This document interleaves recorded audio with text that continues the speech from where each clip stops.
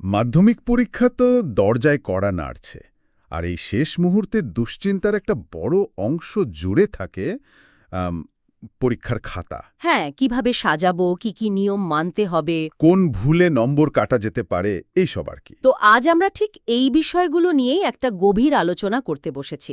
আমাদের আজকের লক্ষ্য হল এই সূত্রগুলো থেকে শুধু নিয়ম কানুনগুলোই নয়, তার পেছনের যুক্তিগুলোও বের করে আনা, যাতে পরীক্ষার হলে আরও আত্মবিশ্বাস নিয়ে ঢোকা যায়। চলুন শুরু করা যাক। তাহলে একদম গোড়া থেকে শুরু করি। পরীক্ষার হলে বসার পর হাতে যে জিনিসটা প্রথম আসে সেটা হলো উত্তরপত্র। হ্যাঁ, উত্তরপত্র। আমাদের সূত্র বলছে মাধ্যমিকের উত্তরপত্র মূলত দুই রকমের হয়। ঠিক, একটা ইংরেজির জন্য, যেটা আসলে প্রশ্ন আর উত্তর লেখার জায়গা মিলিয়ে একটা বুকলেট, আর অন্যটা বাকি বিষয়গুলোর জন্য, বাংলা, অঙ্ক, ইতিহাস এগুলোর জন্য একটা আলাদা খাতা। একদম। আর ওই আলাদা খাতাটা হাতে পাওয়ার পরেই প্রথম কয়েকটা মিনিট কিন্তু খুব গুরুত্বপূর্ণ। কি করতে হয় তখন? খাতার ওপরের অংশে কিছু তথ্য পূরণ করতে হয়: বিষয়, পরীক্ষার্থীর নাম, রোল নম্বর আর রেজিস্ট্রেশন নম্বর। আচ্ছা। এখানে দুটো ছোট কিন্তু জরুরি বিষয় মনে রাখতে হবে। এক, নামটা লিখতে হবে সম্পূর্ণ বড় হাতের অক্ষরে, যাতে একটাও অক্ষর নিয়ে কোনো দ্বিধা না থাকে, তাই তো? ঠিক। আর দুই, রেজিস্ট্রেশন নম্বরের পাশে সাল লেখার দরকার নেই, শুধু নম্বরটা লিখলেই চলে। আর ভাষার জায়গায়?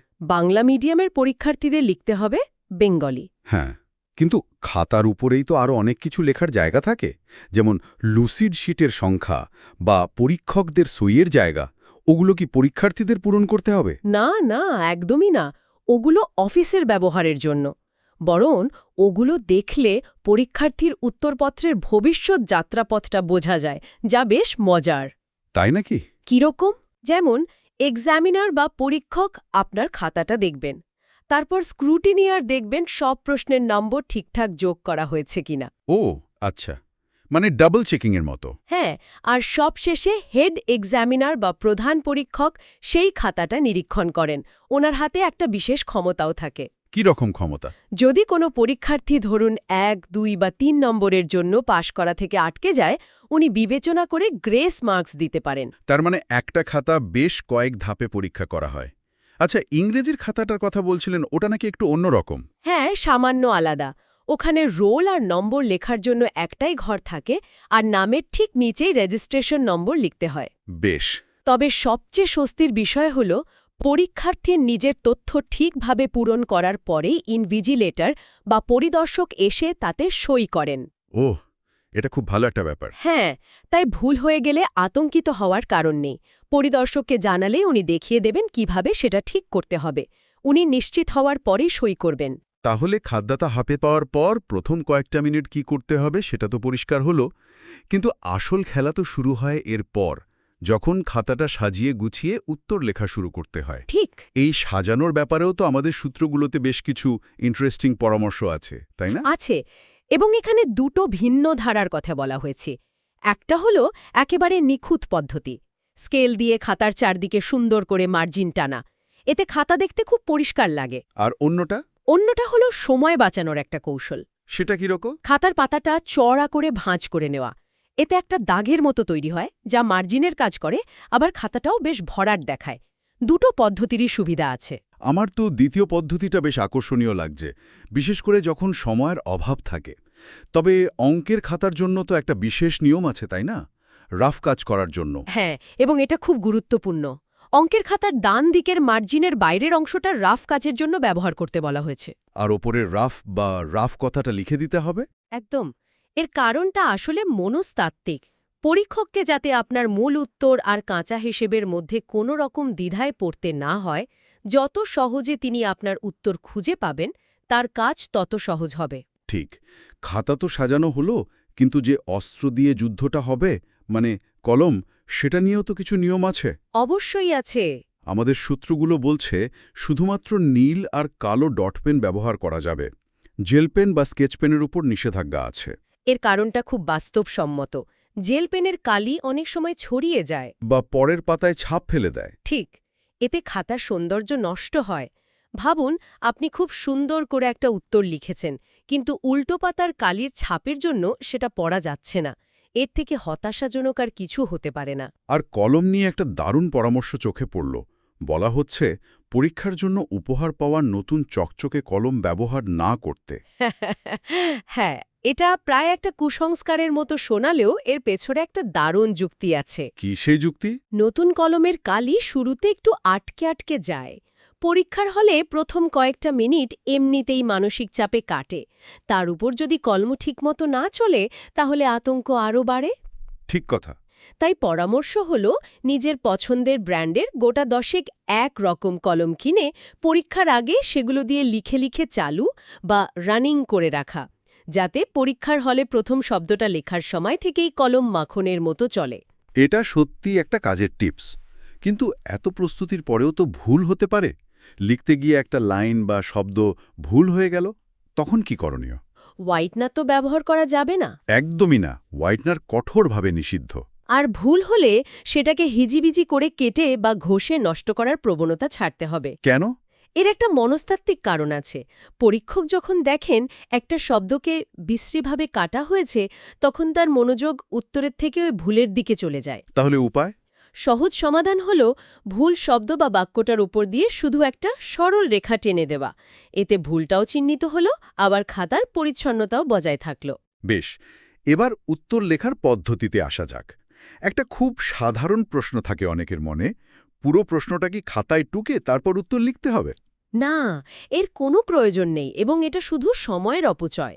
তাহলে সঠিক প্রশ্ন নম্বর, যেমন 1.1 বা 2.4, মার্জিনের ভেতরে লিখে উত্তর শুরু করলেই হবে। তবে এমসিকিউ এর ক্ষেত্রে একটা বিষয় খেয়াল রাখতে হবে। কি সেটা? শুধু অপশন নম্বর, যেমন খ বা গ লিখলে চলবে না, তার পাশে সঠিক উত্তরটাও পুরোটা লিখতে হবে। আচ্ছা, এর কারণ কি? ধরুন পরীক্ষকের বুঝতে ভুল হলো বা আপনার লেখা খ অক্ষরটা গয়ের মতো লাগলো, তখন পুরো উত্তরটা লেখা থাকলে আর কোনো সংশয় থাকবে না। আমাদের সূত্রগুলোতে উত্তর গোছানোর একটা দারুণ কৌশলের কথা বলা হয়েছে। যেমন সব এমসিকিউ উত্তর পরপর এক জায়গায় লেখা, আবার সব এসএকিউ উত্তর অন্য এক জায়গায় একসঙ্গে লেখা। এটা কি খুব জরুরি? এটা পরীক্ষকের কাজ সহজ করে দেওয়ার একটা অসাধারণ উপায়। কিভাবে? ভাবুন, একজন পরীক্ষক যখন একই ধরনের প্রশ্ন পরপর চেক করতে থাকেন, তখন তার একটা ছন্দ তৈরি হয়। এতে দ্রুত খাতা দেখতে সুবিধে হয় এবং নম্বর দিতেও ভুল হওয়ার সম্ভাবনা কমে। আর যদি কোনো উত্তর মনে না আসে? তার জন্য জায়গা ছেড়ে দিয়ে পরেরটায় চলে যাওয়া উচিত। পরে মনে এলে সেই ফাঁকা জায়গায় লিখে দেওয়া যাবে। বড় প্রশ্নের ক্ষেত্রেও তো একটা পরামর্শ ছিল, তাই না? পাতার শেষে অল্প জায়গা থাকলে? হ্যাঁ, নতুন উত্তর শুরু না করার বিষয়। ঠিক। যদি দেখেন একটা বড় উত্তর শুরু করতে যাচ্ছেন, কিন্তু পাতার শেষে মাত্র 3-4 লাইন জায়গা আছে, তাহলে সেখানে শুরু না করে পরের পাতা থেকে শুরু করাই ভালো। এতে উত্তরের উপস্থাপনা অনেক আকর্ষণীয় হয়। আর যেসব প্রশ্নের মধ্যে নম্বরের বিভাজন থাকে, যেমন 1+2+2, সেখানে প্রত্যেকটা অংশের উত্তর শুরু করার আগে একটা বুলেট পয়েন্ট বা স্টার চিহ্ন দিয়ে দিলে পরীক্ষকের বুঝতে সুবিধে হয় কোন অংশের উত্তর কোনটা। আরেকটা ছোট কিন্তু দরকারি জিনিস, পিটিও লেখা, মানে প্লিজ টার্ন ওভার।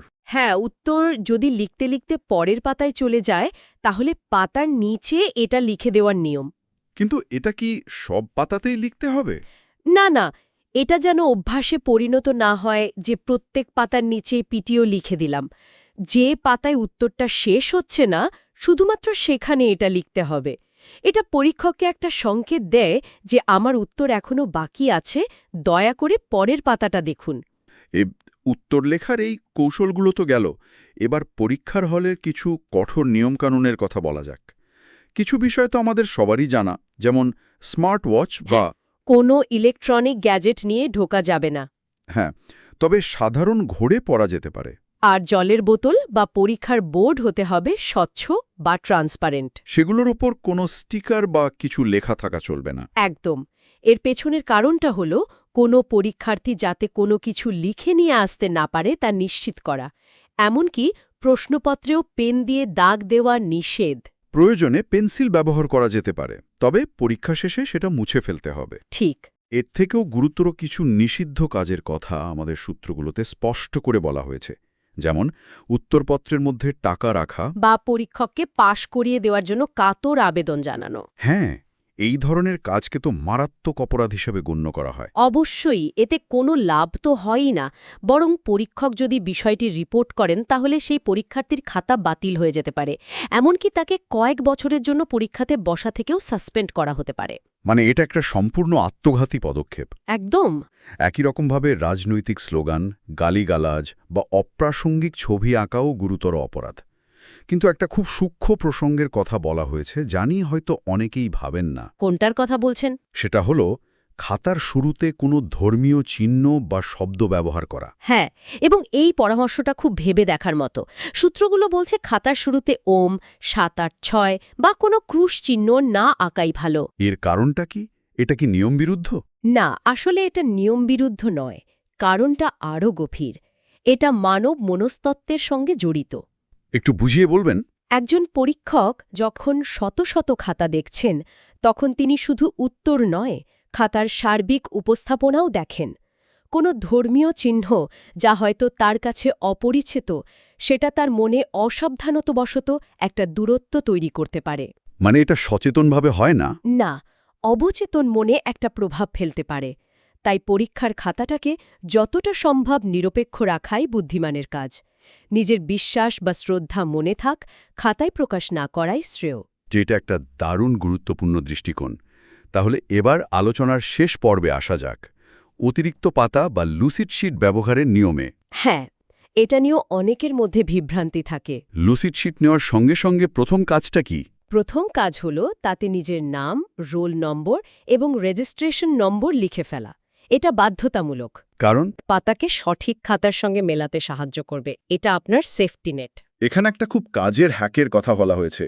প্রত্যেকটা লুসিড শিট নেওয়ার পর পেন্সিল দিয়ে তার এক কোণায় ক্রমিক নম্বর, মানে 1, 2, 3 এভাবে দিয়ে রাখা। হ্যাঁ, আমার মনে হয় পরীক্ষার শেষের ওই ১০-১৫ মিনিটের হুড়োহুড়িতে এটা জীবন বাঁচানোর মতো কাজ করতে পারে। একদম। যখন সময় কম থাকে তখন কোন পাতাটা কার পরে যাবে সেটা গোছাতে গিয়ে অনেক সময় নষ্ট হয়। এই ছোট্ট অভ্যাসটা সেই মানসিক চাপ থেকে মুক্তি দেয়। আর মূল খাতার উপরে মোট কটি লুসিড শিট নেওয়া হলো সেটা নির্দিষ্ট জায়গায় উল্লেখ করতে হবে। যেমন 3টে শিট নিলে লিখতে হবে 1 + 1 + 1 = 3। ঠিক, এটা পরীক্ষকের হিসেবের জন্য খুব জরুরি। আর সবশেষে বাঁধার বিষয়টা। স্ট্যাপলার ব্যবহার করা যাবে না, বোর্ড থেকে দেওয়া সুতো দিয়েই বাঁধতে হবে। যেটা আমার নিজের অভিজ্ঞতা থেকে বলতে পারি, পরীক্ষার টেনশনে কাঁপা কাঁপা হাতে করাটা বেশ কঠিন কাজ। ঠিক তাই।